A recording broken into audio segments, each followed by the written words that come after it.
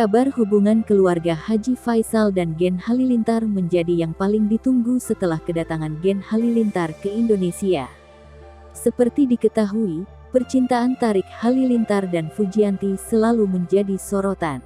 Tentu saja respon dari keluarga Gen Halilintar pada Fuji pun menjadi tanda tanya besar. Pasalnya Tarik dan Fuji dinilai sangat dekat, dan tak sedikit orang yang berharap keduanya segera menikah.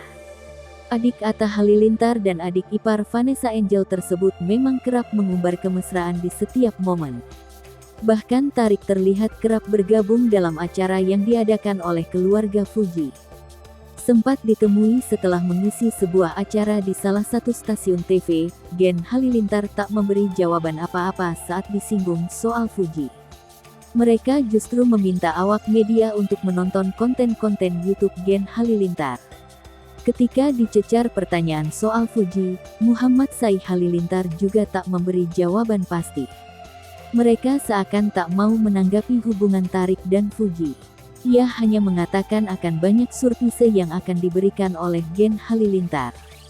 Seakan tak ingin berkomentar banyak, Gen Halilintar pun langsung beranjak pergi dari lokasi.